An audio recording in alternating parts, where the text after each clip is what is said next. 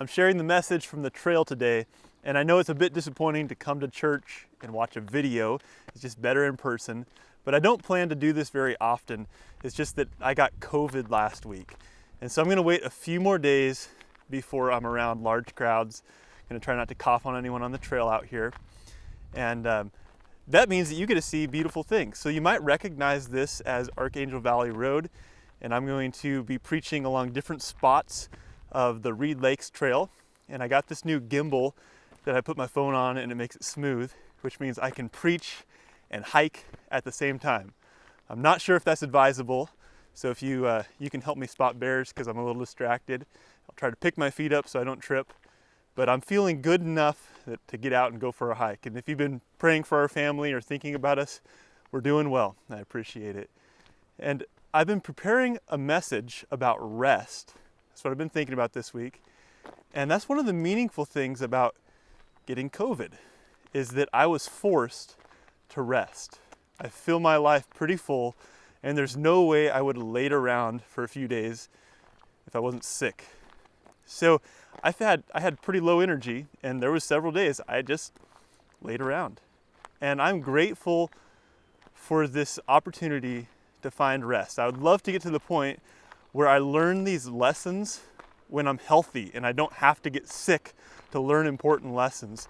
But I've been able in the last few days to really rest, and I'm grateful for it. So I also hope that this message can help you to rest, that God can speak through these words to help you find the rest you need. So I'm just gonna pause here, stop walking for a second, invite you to pause with me and pray. Father in heaven, thank you for this beautiful place. Thank you that you're giving me my health back. We are restless people, and I pray that you would speak to us and invite us into your rest today. In Jesus' name, amen. On May 24, I had a meeting on my calendar that I really did not want to take the time for.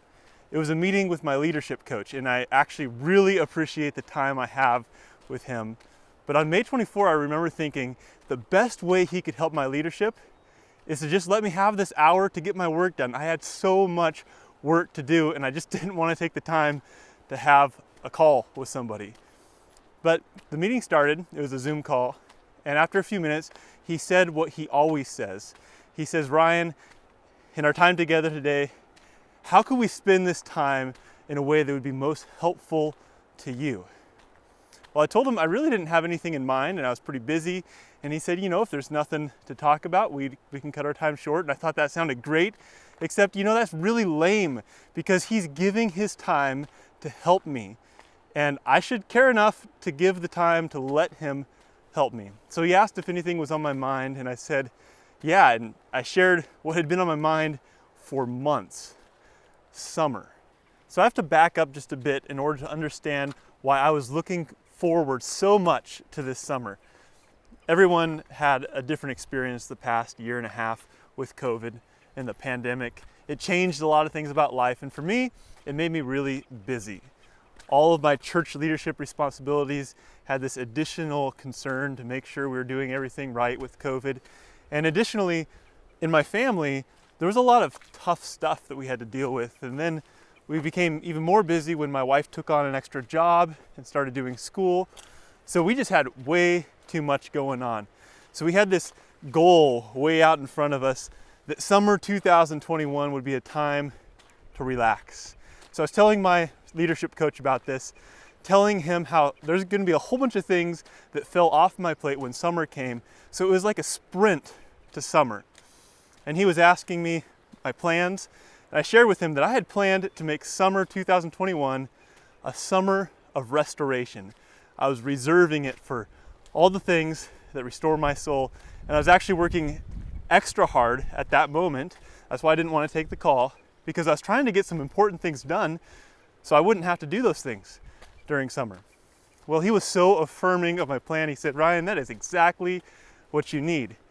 And then he asked me, what are some of those things that still need done this summer?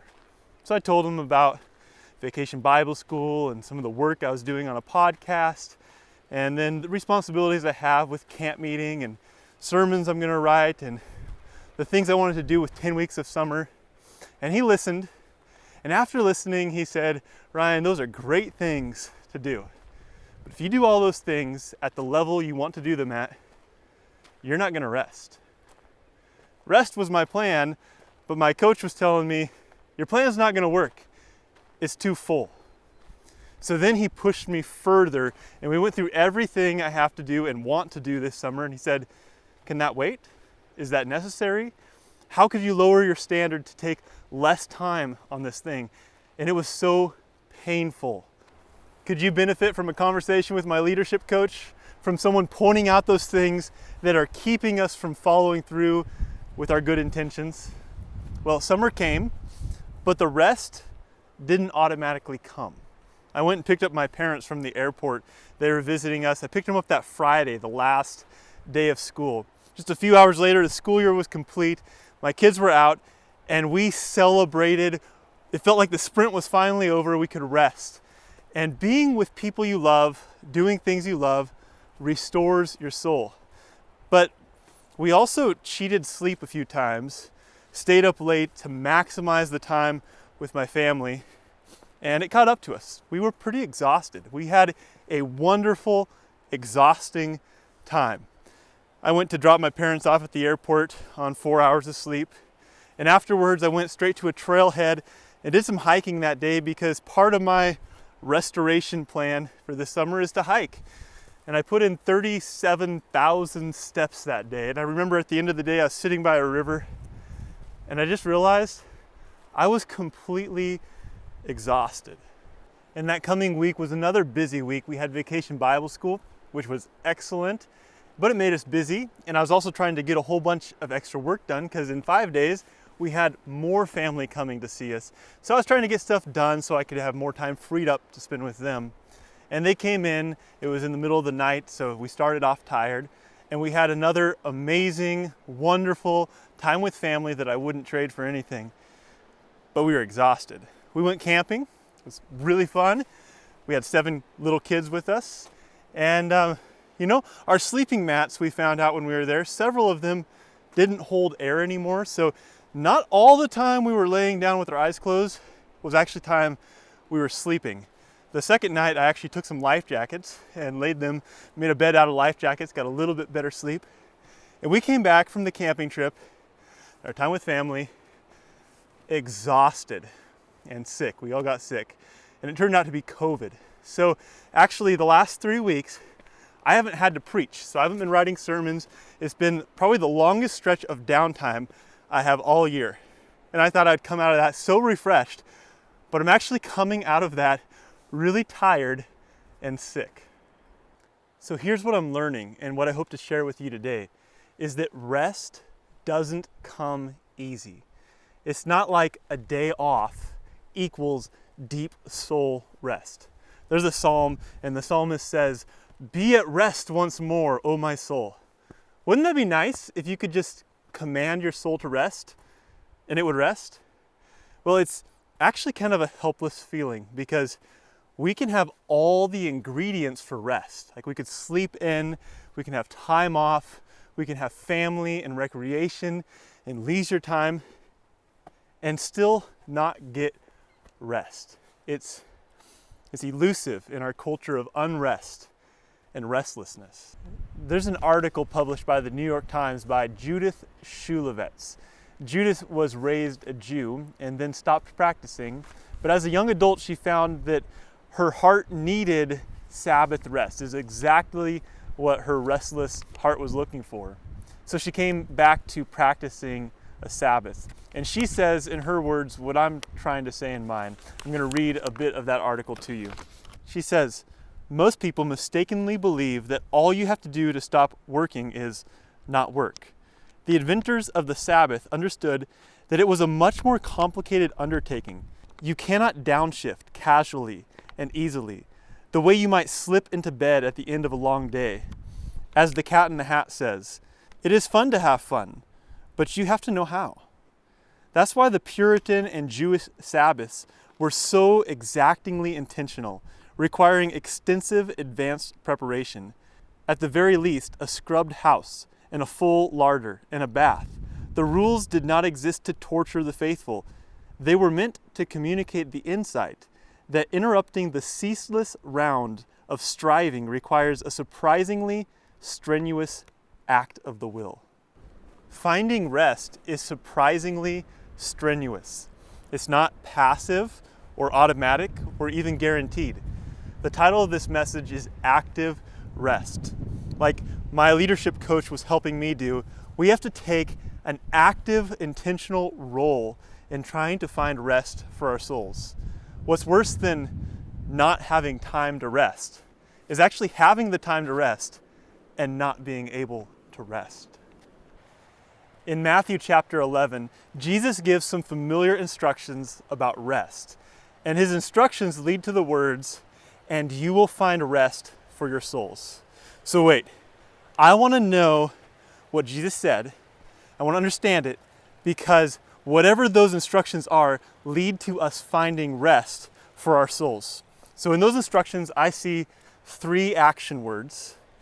And those action words are the words that lead to the words, "You will find rest for your souls." Jesus said, "Come to me, all who labor and are heavy laden, and I will give you rest." He didn't say, take a break or reward yourself. He said, come to me. Because resting doesn't come from a hike or a salt bath or time off or sitting in the sun on the beach. All those things can be restful and wonderful, but you can also do those things and not find rest. So Jesus is telling us to come to him because that's where we find the rest. There's a psalm that says, it's in vain that you rise up early and go to bed late, because it's actually God who gives rest to those he loves. God is the one who gives rest. We get energy in so many unnatural ways. In our society, energy comes from a drink, and there's another type of drink that you use to relax, and then sleep comes from a pill. And it's so unnatural because the way we're designed is that Jesus gives us the energy and Jesus gives us the rest. It's like our hearts are in need of a deep REM cycle of spiritual rest. Like our world just keeps pushing us, and there's all these answers for how you can find rest, but Jesus is saying, no, actually those don't supply rest. So you need to come to me for your rest. The second action we see is to take Jesus' yoke. He says, take my yoke upon you and learn from me, for I am gentle and lowly in heart, and you will find rest for your souls. For my yoke is easy and my burden is light. A yoke was something that you'd put on an animal, harness on them so that they could pull a heavy load. And if there was 2 pulling together, you could yoke them together for increased pulling power. And Jesus is actually talking to people who already have a yoke. They already have a heavy load. He's talking to those who labor and are heavy laden. So we know what it's like to labor. That's work. Maybe you are overworked. You've worked a 70-hour work week or a 24-hour shift. Well, Jesus is talking to you, those who labor. But then he says those who are heavy laden, and that's a little different. It's not something we can objectively measure in hours. It's just this weight that we carry around all the time. Do you labor? Are you heavy laden? Jesus says, take my yoke upon you, which is really surprising because he's talking to overworked people, and he doesn't say, stop working or lay your burdens down. He says, take on more. Why does Jesus say that? To the person who needs to take off their load, he says, take my yoke. So this action that gives rest is not actually letting go of our stuff. It's taking a hold of the stuff Jesus has for us. It's not primarily focused with offloading and laying down our load. It's making sure that the things on our load are the things Jesus wants there.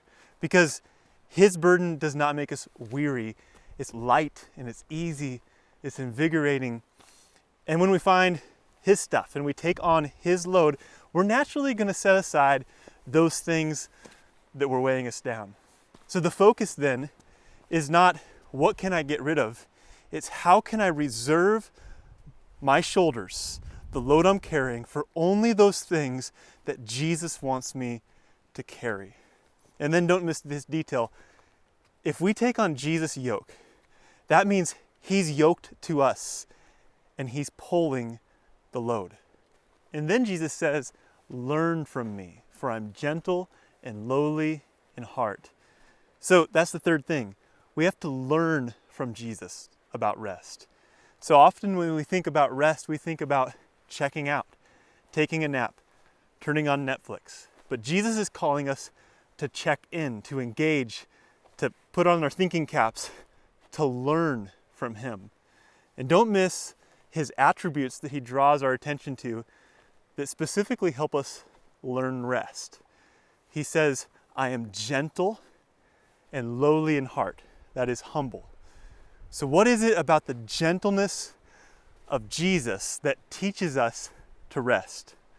Well, just see Jesus with the woman at the well, non-condemning and accepting. See him take children on his knee, turn his back to those who beat him. Hear him say, Father, forgive them. They don't know what they're doing. And then look at our own heart. We're anxious and overworked. And we can enter in this school of Christ's gentleness. We can see him being gentle. And we find in all the stressful situations a non-anxious presence, a non-defensive posture, a non-condemning tone, a quiet spirit, a relaxed God. We can learn from Christ's gentleness about rest. And then there's the lowliness of heart, the humility. What can we learn about rest from Christ's humility?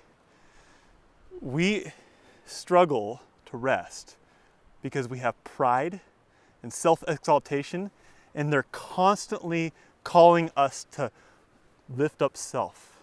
And it's like this restless disease. But humility is at rest. We have so much to learn about rest from Jesus. He's the one that slept in the storm. He would go retreat to the mountainside to be alone with his Father. He relaxed with friends. And you know, if we go all the way back, we see the heart of God having rest designed into the way he created us. The creation week ends and Jesus rests. And he institutes a Sabbath, blesses a day so that we could rest. So there's this weekly rhythm of work and rest. And you know, we as Seventh-day Adventists, we care a lot about the Sabbath. That weekly rest is actually in our name, seventh day. But there's a lot of other people, non-Adventists, non-Christians, talking about Sabbath. Though the term Sabbath is becoming a very mainstream term. It's trending right now. And there's people who study health and science and self-help, and they're finding the amazing benefits of resting on this 7-day cycle and finding the Sabbath rest that the human heart needs. And we have a lot to teach the world about Sabbath rest. But I'm finding we have a lot to learn. We have a lot to learn from Jesus about rest and from other people who are finding the beauty of Sabbath rest in a way we haven't. So we focused a lot on getting the day right, and there's more to focus on. There's a rest to enter into. So I invite you as you try to take this message to heart and learn from Jesus about rest, one of the ways we could start is by letting God renew our experience with Sabbath, that rest that he calls us to. Maybe we're weary because we're not getting what he intended out of this weekly cycle of work and rest. But let God lead you into a deeper experience of Sabbath as one of the ways of learning rest from Jesus. Well, hey, I made it to the upper lake. What a beautiful place. What do you think? Are you going to let God give you rest? You're going to come to him, take his yoke upon you, learn from him? I invite you to dedicate this week to letting God give rest to your soul. We have some questions for the trail. Actually use those to talk with somebody about rest. Ask someone the questions. Use them as a conversation starter. think seriously about how your heart really does need rest and how God can give it to you. And we can start that by enjoying this Sabbath. We have a Sabbath right now that we can rest in Jesus. So go have an awesome Sabbath rest.